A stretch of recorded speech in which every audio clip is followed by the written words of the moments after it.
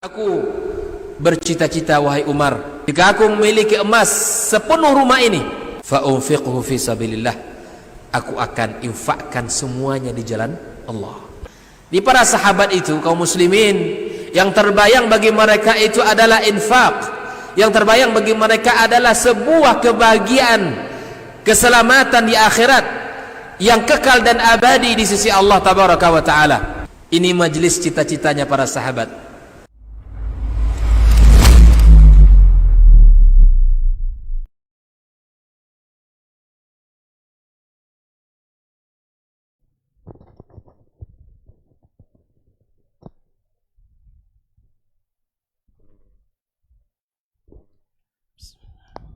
Assalamualaikum. Assalamualaikum warahmatullahi wabarakatuh.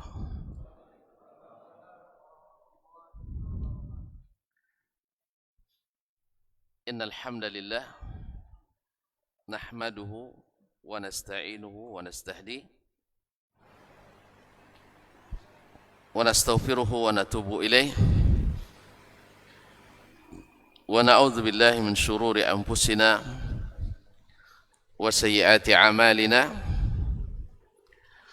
May yahdihillahu fala mudilla lahu wa may yudlil fala hadiya lahu. Asyhadu an la ilaha illallah wahdahu la syarika lah wa asyhadu anna Muhammadan abduhu wa rasuluh la nabiyya ba'dah. Ya ayyuhalladzina amanu taqullaha haqqa tuqatih wa la tamutunna illa wa antum muslimun. Ya ayyuhan nas ittaqu rabbakum alladzi khalaqakum min nafsin wahidah wa khalaqa minha zawjaha وبث منهما رجالا كثيرا ونساء واتقوا الله الذي تساءلون به والأرحام إن الله كان عليكم رقيبا.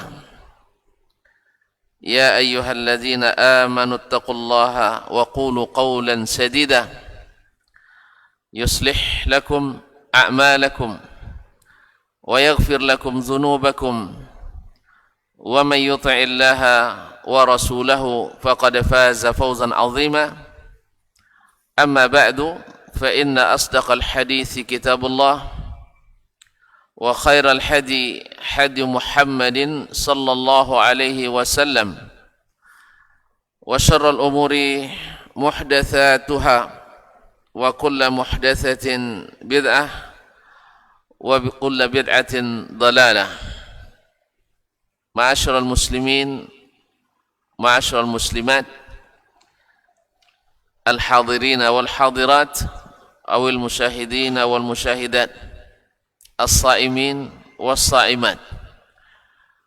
Bapak-bapak dan ibu-ibu, saudara dan saudari, kaum muslimin dan muslimat, jemaah salat subuh di Masjid Riyadhul Jannah, taman-taman surga. Alhamdulillah, hari ini hari ke-20. Bentar lagi raya ya. Subhanallah. Kita bersyukur kepada Allah Subhanahu wa taala atas taufik, atas inayah, atas maunah yang Allah berikan. Dan mudah-mudahan hari-hari yang telah kita selesaikan, mudah-mudahan hasilnya membahagiakan, menyenangkan, khususnya ketika kita dibuka catatan di hadapan Allah tabaraka wa taala yang dihadiri oleh seluruh makhluk sejak Nabi Adam alaihissalam sampai yang terakhir mati nanti di dunia ini. Siapa yang terakhir mati? Saya tidak tahu juga. Mau? Tidak usah.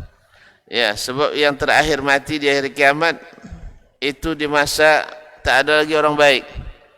Yang ada adalah orang-orang buruk. La taqumus sa'ah illa ala syiraril khalq. kiamat tak akan datang kecuali yang tinggal orang-orang jahat, orang-orang yang tidak beriman. Ma'asyiral kiram yang dirahmati Allah, sekali lagi kita bersyukur pada Allah atas nikmat ketika kita merasa nikmat beribadah kepada Allah tabaraka wa ta'ala. Ma'asyiral kiram, salawat dan salam kepada baginda Nabi baginda Rasulullah sallallahu alaihi wasallam yang pada malam ini, subuh ini dan beberapa subuh sebelumnya kita sama-sama berusaha untuk mencintainya dan mencintai sunnahnya sallallahu alaihi wasallam. Mudah-mudahan salawat dan salam kita senantiasa membuahkan hasil yang Allah janjikan. Man shalla alayya salatan sallallahu biha alaihi ashra. Siapa yang selawat kepadaku satu kali, Allah balas langsung selawatnya 10 kali. Allah ampuni, Allah rahmati kita. Oleh itu jangan sampai kita bakhil kepada diri sendiri dengan tidak berselawat kepada Nabi di saat disebut nama Nabi alaihi salatu wassalam. Ma'asyiral kiram, tak capek tonton ngaji nah? Tak bosan? Kenapa tak? Cinta punya bicara. Kaum muslimin dan muslimat, sesungguhnya ngaji ini adalah kebutuhan pokok, bukan ibarat makanan ini kemakanan pokok kita.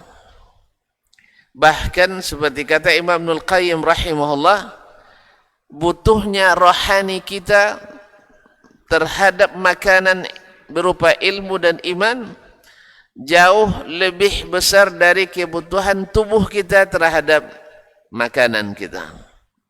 Apa sebab? Tubuh tak dikasih makan, tak kasih minum, paling-paling mati jasad kita. Kalau mati, habislah kerja kita, ya tak? Tapi kalau rohani yang tidak makan, mati hati kita, maka mati juga jasad. Dan bila mati rohani ruh kita, pertanggungjawabannya sangat berat. Oleh itu mengaji tak boleh bosan. Bahkan kalau ngaji makan 3 kali sehari, harusnya mengaji minimal 3 kali juga sehari, biar tidak sakit, ya tak? Cuman alhamdulillah Nabi sunnahkan ya di saat-saat semangat ngaji, tapi harus jangan bilang saya tak semangat terus. Alhamdulillah. Oleh sebab itu kita tidak bosan ngaji, sebab dia kebutuhan pokok kita. Justru kalau tidak ngaji, saya bingung. Alhamdulillah banyak masjid ketika kita katakan Ramadan kita berhentilah ngaji. Saya bilang Pak pengurus, jangan Ustaz, nanti kami kelaparan selama bulan Ramadan. Sudah laparlah jasad kami menahan tidak makan, nanti lapar juga rohani kami karena tidak mendapatkan santapan. Itulah makanya masjid-masjid yang tak ngaji pun, tapi bulan Ramadan Masya Allah setiap malam santapan rohani Ramadan. Ya, santapan tiap malam. Bahkan kadang-kadang kontes pula antara ustaz asli dengan ustaz cadangan. Ya, kadang lebih hebat pula yang cadangan tu lagi. Ya, dai-dai yang dilatih tu kan, dai apa istilahnya, dai cilik kan banyak. Nah, ma'asyiral kiram dirahmati Allah, sebab itu saya tidak khawatir tuan-tuan akan bosan ngaji. InsyaAllah sampai jam berapa Pak Imam? 40 menit. Bukan dari mulai tadi kan, dari sekarang kan? Iya dari sekarang kan? Ya kalau tidak belum syuruk kita. Baiklah kaum muslimin dan muslimat, sudah beberapa kali kita dalam serial kajian ini, kenapa kita mencintai Nabi sallallahu alaihi wasallam? Karena Nabi mencintai kita dan cintanya abadi sampai akhirat. Kemudian kalau kita mencintai, kita akan berusaha mengenal, mengetahui dan menggali apa yang diinginkan oleh yang kita cintai. Akhirnya kita berilmu tentang sunnah Nabi sallallahu alaihi wasallam. Sebab orang yang mencintai pasti nanya-nanya dia. Belum lagi cintai, nak berniat mencintai, dah boleh nanya-nanya. Sah? Bapak ketika mau menikah dulu, nanya dulu tak? Nanya. Padahal belum mencintai ya, baru mulai. Baru mulai ngeliling-ngeliling dulu. Nah, sudah ditanya-tanya. Nah, orang yang mencintai Nabi dan mencintai sunnah Nabi mesti belajar terus. Mesti belajar terus. Bagaimana apa yang diinginkan dan apa yang datang dari yang dicintainya. Makanya semua yang datang dari yang kita cintai itu ingin kita ketahui. Supaya apa? Supaya kita menyenangkannya dan kita berbahagia insyaAllah bersamanya. Kemudian mencintai itu membuat kita mengalah kepada yang kita cintai. Siapa yang lebih besar cintanya di antara yang dicintai dan mencintai, antara suami misalnya dengan istri, siapa yang paling besar cintanya, dia yang paling cepat mengalah biasanya. Iya. Tapi kalau dua-duanya sama kerasnya, akhirnya tak ada yang mengalah. Bisa mencintai Pak? Tanpa ada yang mengalah, bisa cinta itu awet? Tidak bisa. Jadi cinta itu memang harus mengalah. Jadi ketika orang-orang Quraisy dulu diuji dengan cintanya kepada Muhammad sallallahu alaihi wasallam, yang lulus mengalah dia. Dia tinggalkan kebiasaan nenek moyangnya dahulu. Walaupun mereka sudah terlahir di situ, tumbuh dan kembang mengikuti kebiasaan itu. Tapi karena cintanya kepada Muhammad sallallahu alaihi wasallam, sampai-sampai mereka tadi kan seperti dibujuk oleh orang tuanya. Seorang anak yang sangat berbakti kepada orang tuanya.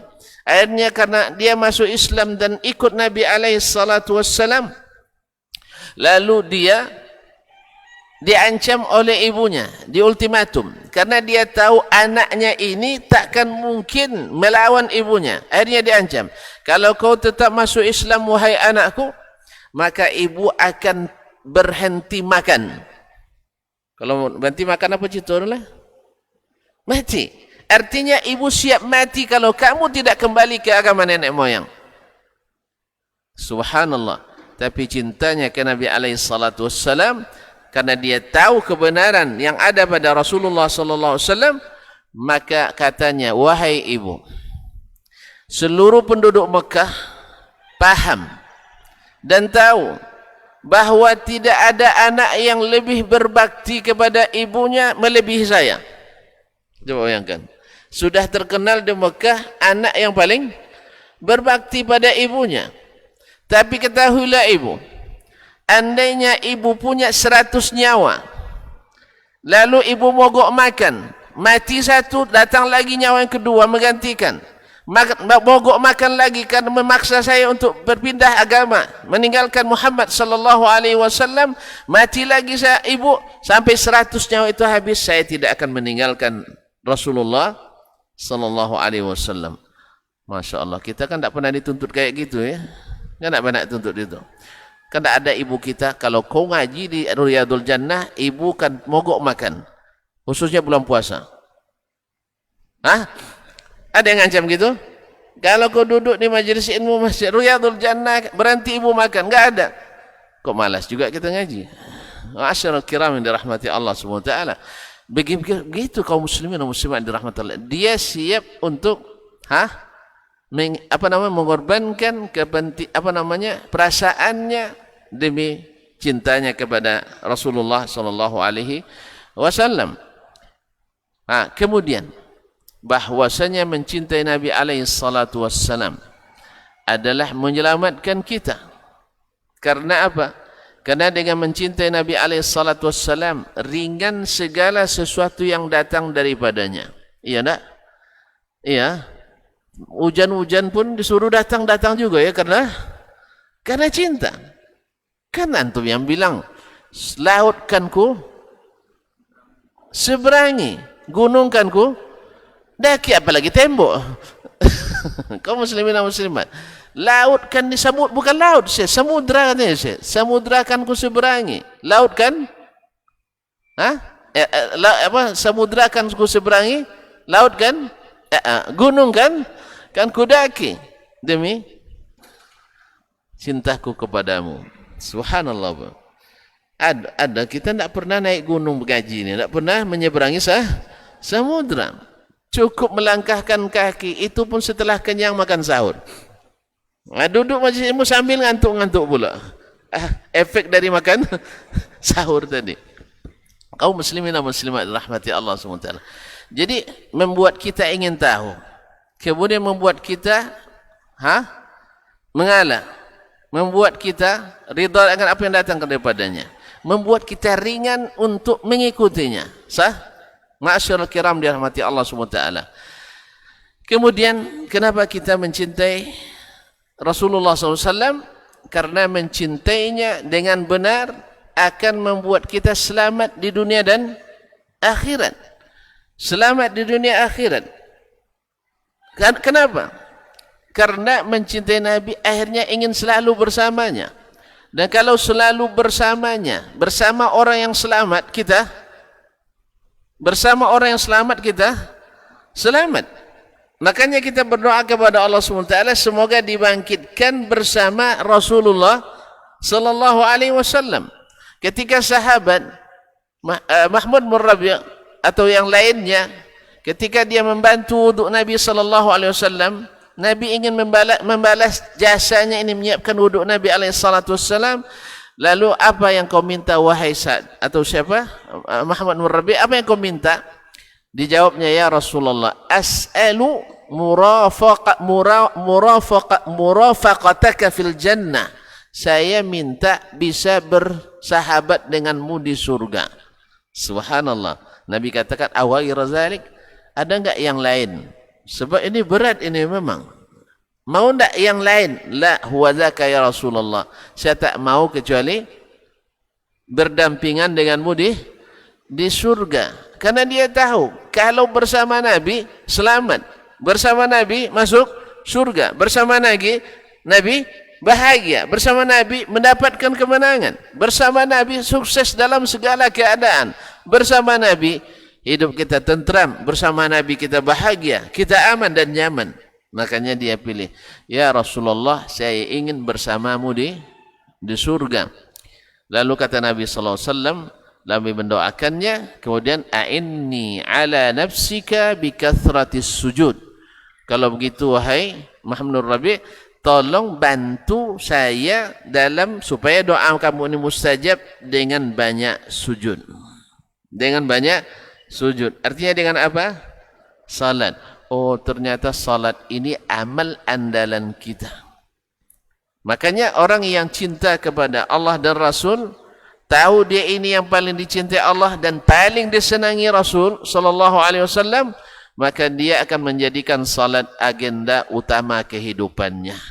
Sebab dia tahu Allah ketika bertemu kita dengannya, yang pertama ditanya adalah mana salatmu? Ya tak? Yang akan dihisab pada hari kiamat pertama salatnya. Dan ketika kita salat, kita juga ingat bahawa Nabi alaihi salatu wassalam menjadikan salat sebagai tempat mengadu. Tempat mengadu bila menghadapi kesulitan, bila terjadi masalah dan problema dalam kehidupan, ada tantangan dalam dakwah, maka Nabi SAW mengatakan waju'ilat qurratu aini fis salah, dijadikan penyejuk pandangan mataku dalam salat. Wa idza hazabahu amrun fazi'a ila salah, bila dia menghadapi masalah yang sulit, beliau mengadu kepada salat. Seperti kata Allah, wasta'inu bis sabri was salah innallaha ma'as sabirin. Ma'asyiral kiram yang dirahmati Allah SWT. Oleh itu kaum muslimin, ketika salat adalah amalan andalan, maka kita seorang yang mencintai Nabi dan sunnah Nabi SAW tak akan membiarkan salat kita jauh dari salat Nabi SAW. Karena Nabi SAW perintahkan, sallu kama ra'aitumuni Usalli, salatlah kalian seperti mana kalian melihat saya salat. Kembali kepada poin yang kedua tadi, ketika kita tahu bahawa salat dipesankan Nabi, salatlah seperti saya, karena yang namanya cinta akan membuat kita untuk meniru-niru, ya Pak. Kalau sudah jadikan idola, macamnya anak-anak kita yang hobi main bola, siapa idolanya? Misalnya Dasman Yahya Ma'ali.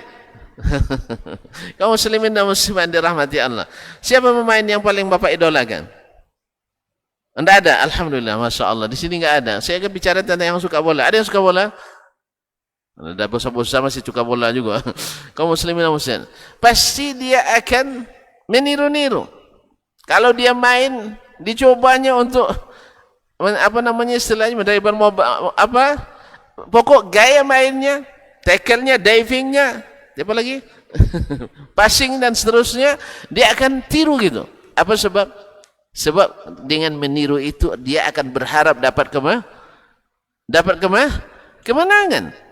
Gaya mainnya dicoba untuk mengikuti. Sebab apa? Dengan mengikuti gaya main itu mungkin kita akan mendapatkan poin lebih. Demikian juga ketika kita mencintai Nabi alaihi salatu wassalam, kita akan mengikuti cara salatnya Nabi alaihi salatu wassalam.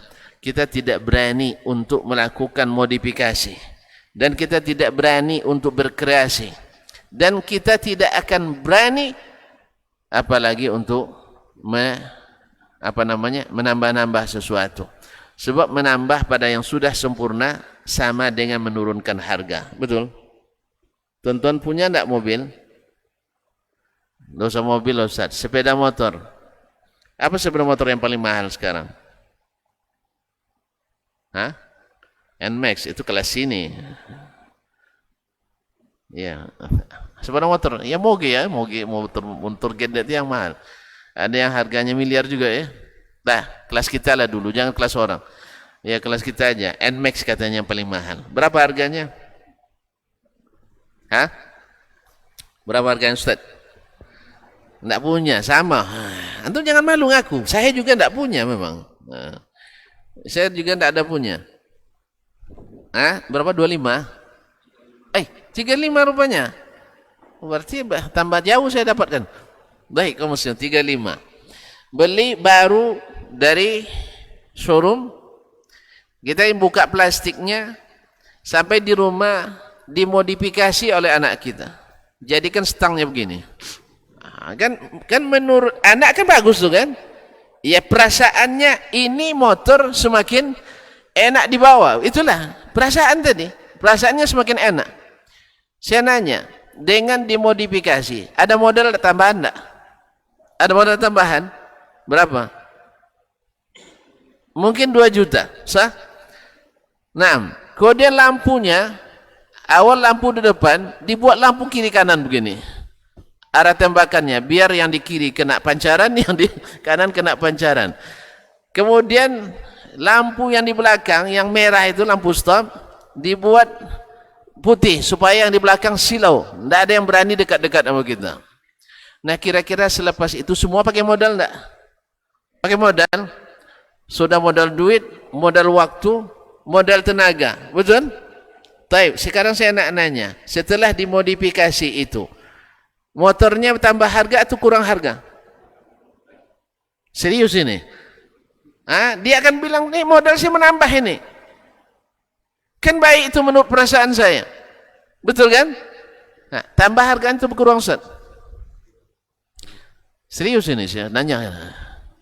Saya tidak tahu, motornya juga Pak punya, tidak pernah juga modifikasi. Kira-kira harga motornya bertambah atau berkurang? Berkurang. Padahal saya sudah nambah modal, nambah waktu, sampai motor mungkin seminggu tak boleh saya pakai. Sah? Kemudian nunggu kering dulu catnya. Tambah modal enggak? Kemudian tambah tenaga. Tambah tenaga. Karena kita nyewa tenaga bengkel. Kalau kita yang sendiri, ya kita sendiri yang kerjakan.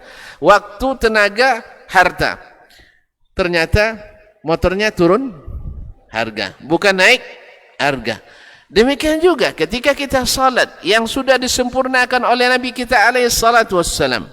Sampai beliau katakan, sallu kama ra'aitumuni usalli. Salatlah kalian seperti aku salat. Lalu kita modifikasi. Kira-kira salat kita bertambah harga atau berkurang harga? Hah? Berkurang. Kok tahu? Pernah nengok catatan pahala? Hah, ayo. Dia bilang sudah berkurang katanya. Antum dapat bocoran dari mana? Hah? Apa? Tidak sesuai dengan ajaran Nabi sallallahu alaihi wasallam. Tapi perasaan saya kan bagus. Hah? Saya berbuat bukan karena tidak bagus, karena merasa bagus dan menyenangkan. Betul kan? Semarak kita. Lalu kita katakan kaum muslimin dan muslimat, kita tahu bocorannya dari Allah dan Rasul sallallahu alaihi wasallam. Pernah seorang salat di Masjid Nabawi. Pernah ke Masjid Nabawi? Antum tak rindu kayaknya ke Masjid Nabawi. Cobalah nabung dari sekarang. Berdoa semua Allah. Kata teman baca surat Al-Hajj. Kemarin cerita tentang haji semangat kita. Tak juga naik haji baca surat Al-Waqi'ah katanya. Tentang neraka banyak cerita surga neraka. Tak juga tertarik buka surat Tanah. Buka surat Tanah. Lihat harganya. Kalau sudah bernilai 200 juta bisa untuk 4 orang daftar pertama dulu kan. Untuk belanja nanti Tanah yang lain lagi buka suratnya. Kaum muslimin dan muslimat dirahmati Allah. Ada seorang salat di Masjid Nabawi. Masjid Nabawi sekali salat di situ lebih afdal dari salat 1000 kali di Masjid Riyadul Jannah. Bukan di rumah nih, di masjid. Lebih baik dari 1000 kali salat di masjid yang lain. Baik, dia salat sunat setelah salat subuh. Salat sunat setelah salat subuh. Apa jawaban? Apa ditanya oleh Imam Tabi'in? Yaitu orang yang paling alim di masa tabi'in. Tabi'in ramai apa sikit? Ramai. Berapa orang? Enggak tahu. Enggak tahu ya. Tapi untuk menggambarkan ramainya, sahabat berapa orang semuanya? Hah? Enggak tahu juga. Kalau sahabat di masa haji wada saja 110.000 orang. Berarti tabi'in lebih banyak. Dan rata-rata mereka ahlul ilmi pada masa itu. Banyak ulamanya. Sampai-sampai Abdullah bin Mas'ud mengatakan, antumul an fi zamanin kathura fihi ulama wa yaqillu fihi al-khutaba. Kalian hari ini berada di zaman ulamanya banyak, khatib penceramahnya dikit. Di masa itu ulama banyak, penceramah dikit. Sayati alaikum zamanun kathura fihi al-khutaba wa qalla fihi al-ulama. Akan datang nanti di zaman, suatu zaman penceramahnya lebih banyak, ulamanya sedikit. Sampai-sampai penceramah dianggap ulama. Allah musta'an. Zaman kita zaman mana ni? Banyak ulama atau banyak penceramah? Hah? Sehingga penceramah dianggap ulama. Allah musta'an. Dibuat pelatihan da'i sebulan. Itu dah banyak. Itu kadang 5 hari. Lalu keluar da'i-da'i yang pemberani. Menggoyang mimbar. Jadi singa-singa podium. Baik, kembali kita ni. Jadi di masa itu ulamanya banyak, ramai. Masa tabi'in. Dan ini yang mengatakan Sayyidut Tabi'in. Orang yang alim di masa, paling alim di masa tabi'in. Banyak ulama menyebutkan A'lamut Tabi'in Sa'id ibn Musayyib. Alimul Madinah. Dia lihat orang ini salat di Masjid Nabawi.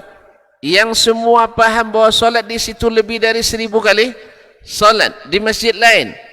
Lalu kata Abu Muhammad Sa'id ibn Musayyib, ya hadza lima sallaita? Wahai orang ini, kamu kenapa solat setelah subuh? Solat sunat setelah subuh? Lalu kata dia, marah dia. Memang kita kalau dia salahkan marah enggak ya? Hah? Antum kalau disalahkan orang suka marah enggak? Tersinggung enggak? Tersinggung pun enggak? Hah? Rata-rata kita akan merasa bahwa kita disalahkan, merasa kita dianggap rendah. Itulah akibatnya. Jangan bikin yang salah. Makanya Imam Al-Bukhari buat satu bab, babul ilmi qabla al-qawli wal amal. Bab berilmu dulu sebelum berbicara dan sebelum beramal. Sebab kalau sudah terlanjur diucapkan, selanjur diamalkan, lalu nanti disalahkan, kita pantang disalahkan.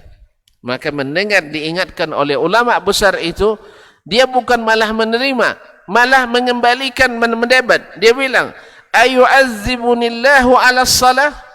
Apakah kamu menganggap saya akan disiksa Allah gara-gara salat? Ya betul juga ya. Mungkin tak Allah menyiksa kita gara-gara salat? Hah? Mungkin tak, Pak? Allah akan mengazab kita gara-gara kita salat. Mungkin tak? Hah? Mungkin. Tapi salat yang paling dicintai Allah. Masa gara-gara salat kita disiksanya? Hah? Yang paling disuruh Allah setelah tauhid apa? Salat. Lalu gara-gara salat kita diazabnya. Kan logika juga kan? Dia bicara secara logis. Tapi secara ilmu tidak logis. Lalu dijawab oleh Imam Sa'id bin Musayyib rahimahullah ta'ala, la ya akhi, Allah tak mungkin menyiksa kamu gara-gara salat.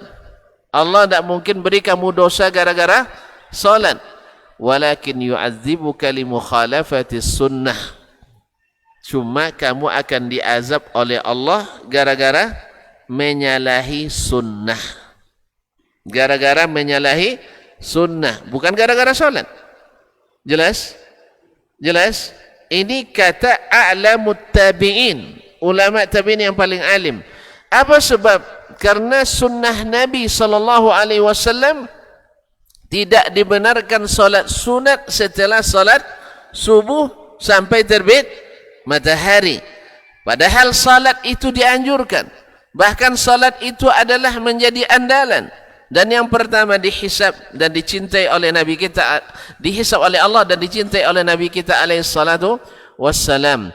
Tetapi melakukannya bukan pada waktunya, melakukannya bukan pada tempatnya, melakukannya tidak dengan cara yang disyariatkannya, menyebabkan salat kita bukan mendapatkan pahala, bahkan mungkin menjadi sebab siksa bagi kita, seperti kata Imam Sa'id bin Musayyib rahimahullah ta'ala. Allah ingatkan kita dalam Al-Quran, falyahdharil ladzina yukhalifuna an amrihi an tusibahum fitnatun aw yusibahum azabun alim. Hendaklah merasa takut dan khawatir orang-orang yang menyelisihi sunnah perintah Rasulullah sallallahu alaihi wasallam. Mereka akan mendapatkan fitnah atau ditimpa azab yang pedih. Fitnah apa? Mengada-ngada dalam agama menyebabkan umat berbantah-bantah. Betul? Membuat sesuatu yang baru dalam agama menyebabkan umat berselisih.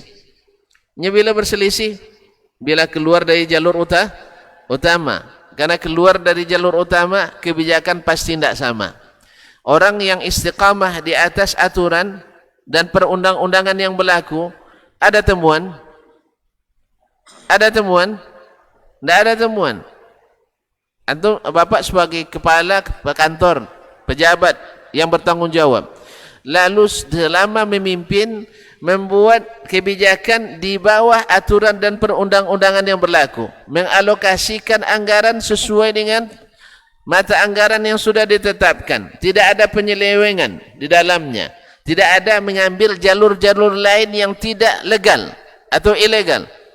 Ya, jalur ilegal atau jalur yang yang tidak legal, maka apakah akan ada temuan?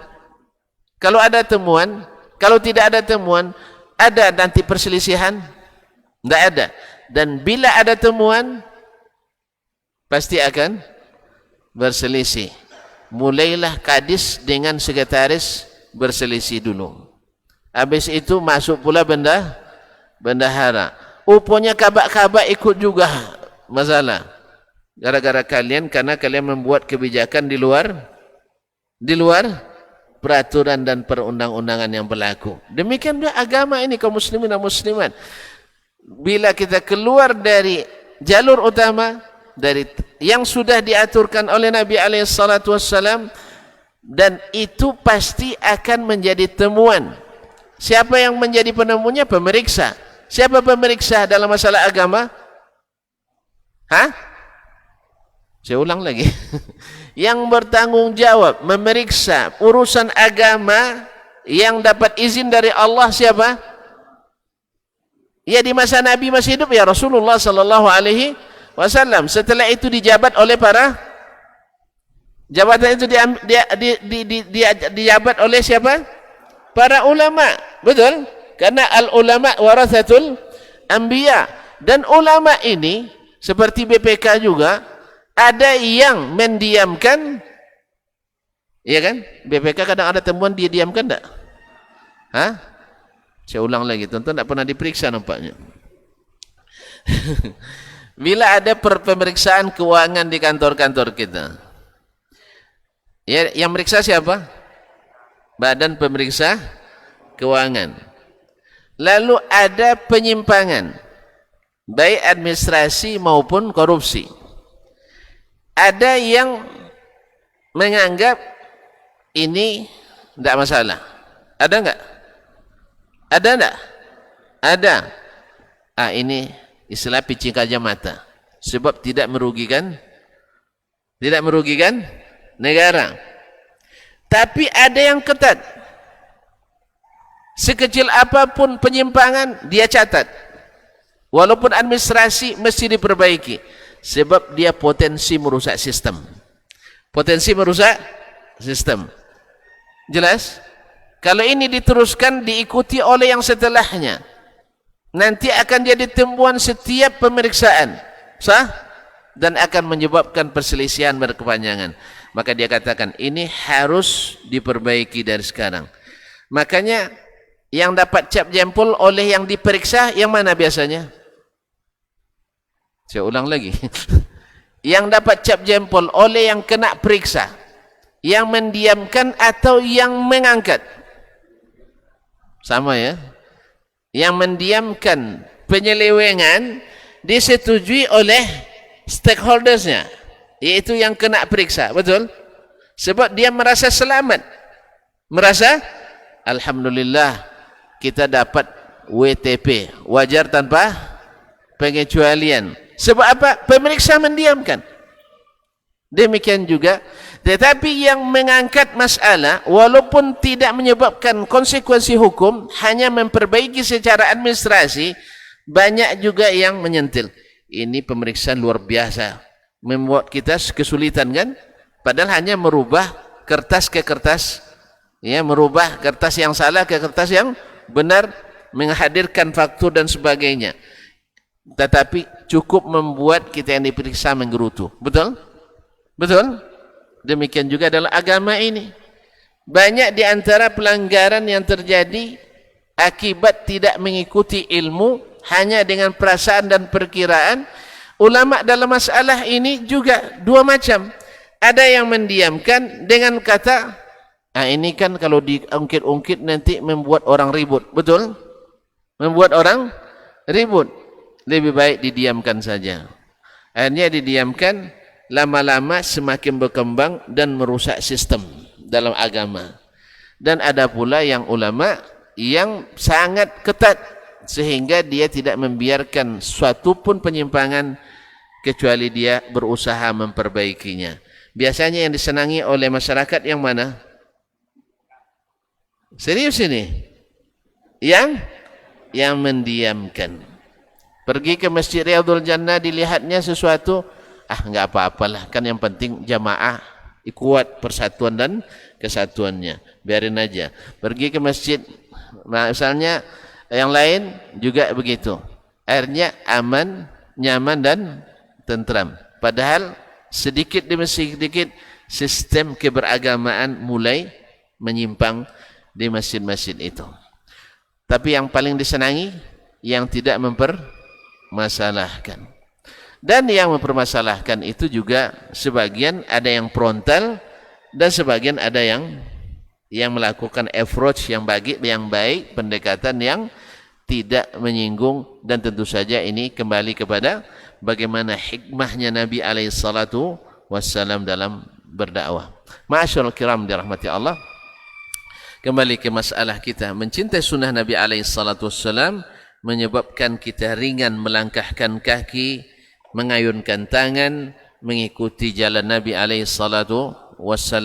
Di samping sebelumnya kita sebutkan bahawa mengikuti Nabi itu melahirkan atau mencintai Nabi dan sunnahnya melahirkan manisnya iman kita. Manisnya iman. Subhanallah. Orang semakin dicemooh, semakin bahagia. Apa sebab? Sebab hakikatnya kita dicemooh orang dan sabar menambah pahala. Diribahin orang dan kita sabar dapat transferan pahala. Dihasadin orang dan kita sabar, alhamdulillah menambah tinggi derajat kita.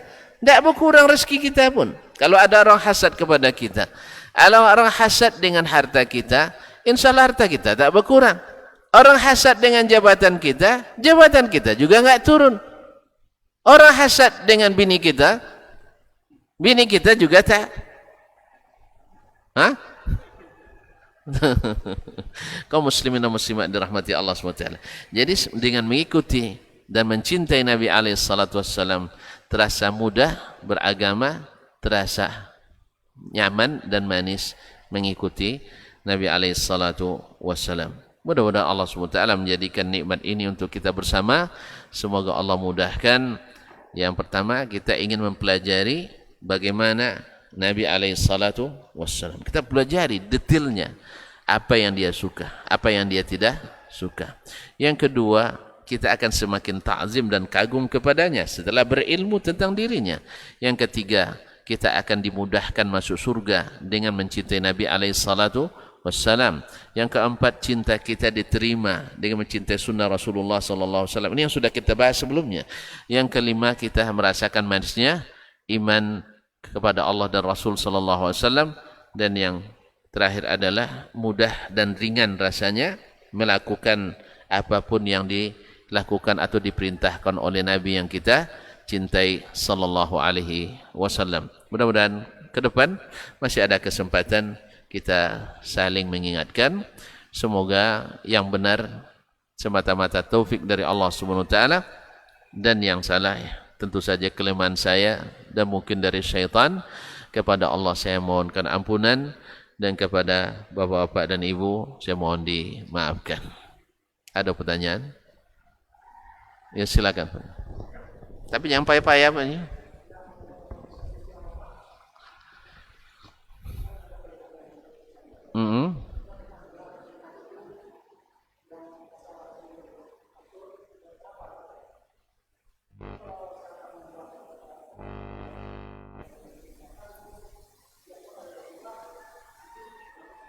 Ya.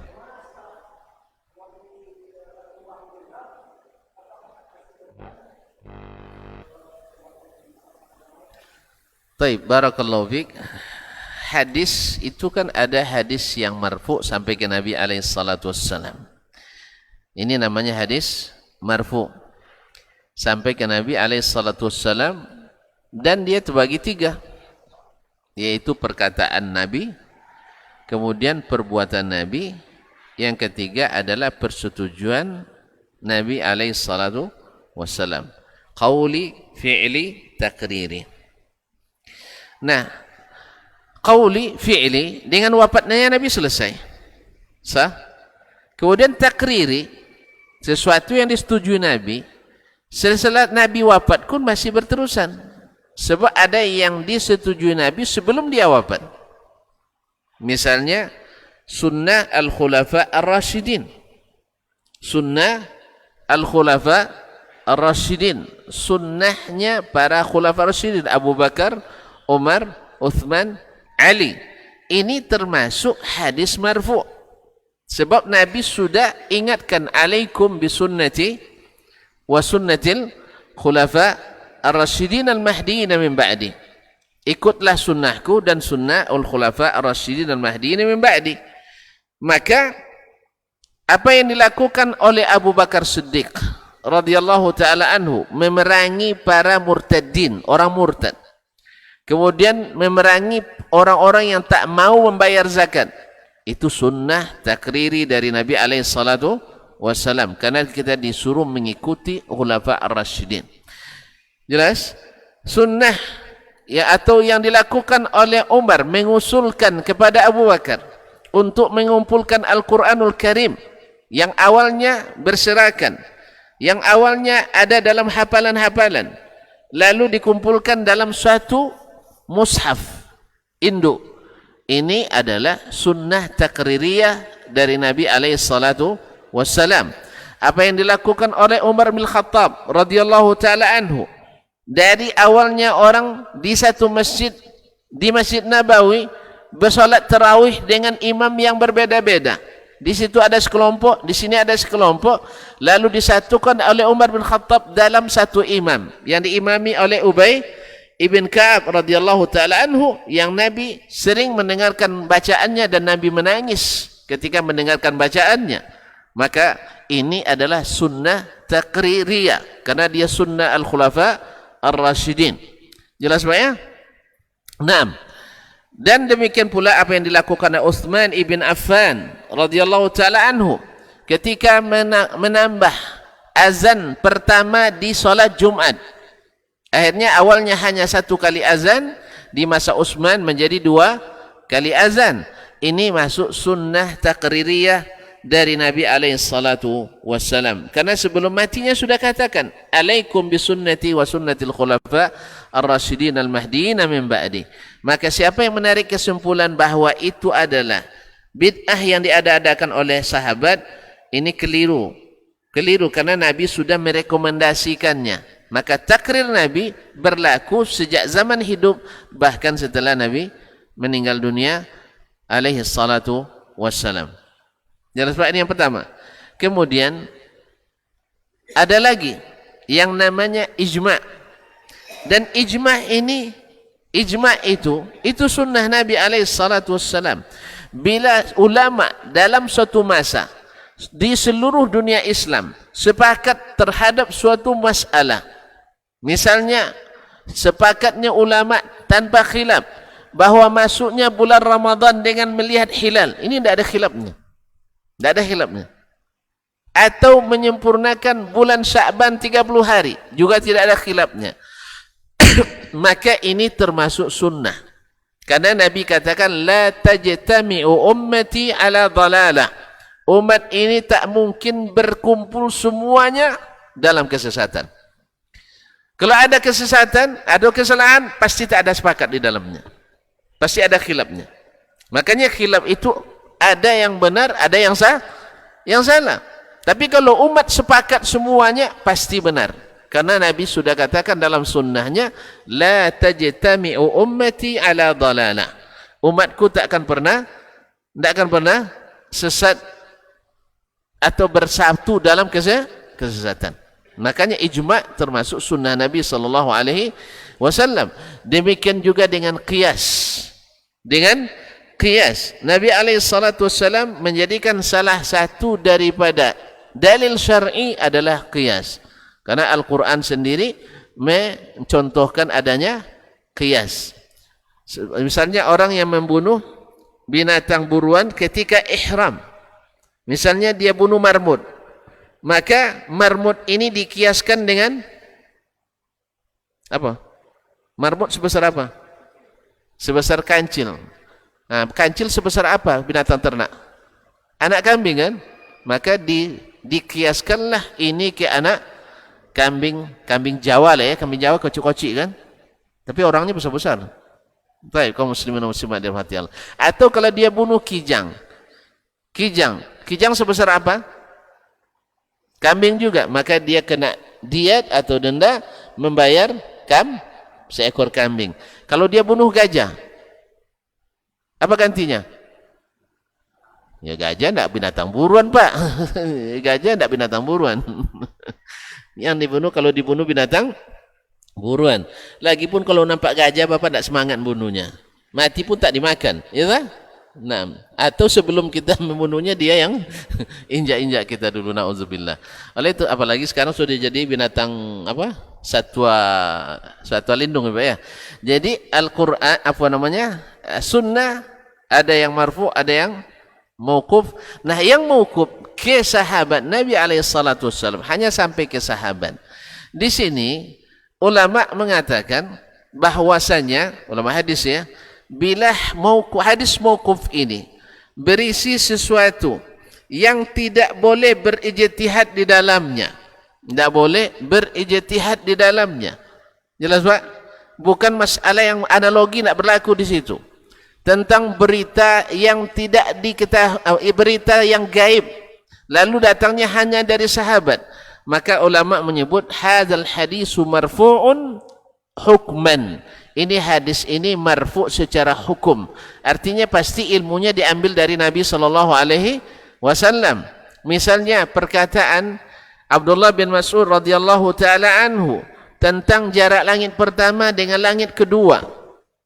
Nah, berapa jaraknya? Hah? Ini bisa dianalogikan? Bisa dikiaskan? Anak kias tidak tentu dia. Membandingkan? Bisa. Bisa diukur apa enggak? Ada yang bisa mengukur? Sudah ada pesawat ke langit? Hah? Tidak ada belum? Kemudian ada jarak yang sama antara langit dengan jarak yang kita tempuh di dunia ini? Enggak ada. Jelas? Jaleh benda. Berarti ini tidak bisa dibandingkan dengan jarak ke Jakarta, jarak ke Rio de Janeiro, tidak bisa dibandingkan. Lalu ada hadis mauquf dari Abdullah bin Mas'ud menjelaskan bahwa jarak langit pertama dengan langit kedua hanya 500 tahun perjalanan. Oke, Pak? Dekat enggak? Mana yang jauh, Jakarta Pekanbaru? Jakarta Pekanbaru berapa tahun perjalanan? Hah? Nggak, ini ukuran perjalanan masa lalu, Pak. Naik onta. Pernah naik kuda ke Jakarta? Nggak pernah juga. Cobalah sekali. Biar tahu rasa gitu. Muslimin. Nah, yang seperti ini berita tentang sesuatu yang akan sesuatu yang tidak bisa diketahui kecuali melalui berita. Melalui berita. Nah, kalau berita ini diambil dari mana? Dan sahabat mengambil berita dari Nabi sallallahu alaihi wasallam. Ini namanya haditsun mauqufun walakinnahu marfu'un hukman. Hadisnya mauquf hanya sampai ke sahabat, tapi hukumnya hadis marfu' sama dengan hadis yang didengar dari Nabi sallallahu alaihi wasallam. Karena tidak bisa ijtihad, tidak bisa dikias-kiaskan, tidak bisa dianalogikan, tidak bisa dipikirkan, tidak ada penelitian kecuali nanti sudah ada pesawat ulang alik ke langit pertama. Itu pun baru langit pertama, langit kedua kan belum. Jadi satu langit ke langit 500 per tahun perjalanan. Kalau 7 kali lapis, 7 kali 500 berapa tahun? 3.500 tahun perjalanan. Dekat apa jauh? Mana yang besar langit daripada bumi? Besar langit. Oleh itu kaum muslimin dan muslimat, makanya kita tidak bisa mengukur ilmu langit dengan ukuran ilmu bumi. Bumi ini kociknya, cuman bawa buik kita. Ya tak? Bumi ini kecil berbun. Padahal di atas lebih tinggi, lebih besar, lebih luas surga kita. Seluas langit dan bumi. Berebutlah untuk masuk surga. Jangan berebut untuk masuk neraka. Nah, kalau berebut jabatan masuk neraka kita dibuatnya. Berebut harta demikian juga. Tapi berebutlah untuk selalu di saf pertama. Alhamdulillah tidak ada yang kelahi gara-gara saf pertama kan? Tidak ada ya. Kalau ada yang berimpak lebih banyak kelahi tidak ya? Tidak juga, Masya Allah. Berimpaklah dengan berlombalah di situ. Tidak ada yang kita kelahi. Tapi kalau berebut untuk jadi ketua RT itu sudah mulai berpuak-puak. Saya tidak setuju kaum muslimin, maaf ya. Dengan memilih RT sekarang dengan sistem pemilu merusak. Ini mohon maaf nih, tunggu saya jadi presiden nanti, saya rubah peraturan ini. Iya merusak Pak. Mulailah pro sini pro sana, iya kan? Iya benar. Dah mulai. Nanti setelah jadi RT, baru dia balas dendam. Kamu dulu dukung Dasman ya? Iya. Makanya demokrasi ini merusak. Merusak dia. Maka seharusnya besok balik lagi seperti dulu Pak. Kumpulkan orang-orang yang berilmu, orang tokoh-tokoh masyarakat, tokoh adat, orang yang tidak punya kepentingan banyak, ya, maka mereka lah yang disuruh memilih. Jangan suruh semuanya nanti berpecah belah umat ini. Jelas ya? Sama dengan kita milih presiden sekarang. Sampai hari ini dendamnya masih ada tuh. Ya, yang pro presiden ini, yang calon ini, yang pro calon sampai sekarang. Coba lihat di media. Masih kan? Masih enggak? Yang satu bilang cebong, yang satu bilang kampret. Masih ada. Dan mereka sudah damai di atas, awak masih berkelahi. Nasallallahu alaihi wasallam. Maka kita kembalikan Pak ya. Ya, suruh yang berilmu, suruh yang tokoh, suruh yang tak berkepentingan banyak untuk memilih. Ini enggak balik lagi ke RT RW dipilih, ada pemilu, ada tim sukses. Nanti timnya yang sukses, yang calonnya terduduk dia. Allah musta'an. Baik Pak, dah terjawab tuh? Dah alhamdulillah. Kalau enggak saya tambah lagi masih banyak. Baik. Maka jangan tanya lagi nih panjang nanti. Kaum muslimin dan muslimat, kita tutup aja ya. Wallahu taala alam wa sallallahu ala nabiyyina Muhammadin wasallam. Wa subhanakallahumma bihamdik asyhadu an la ilaha illa anta astaghfiruka wa atubu ilaik. Wassalamualaikum warahmatullahi wabarakatuh.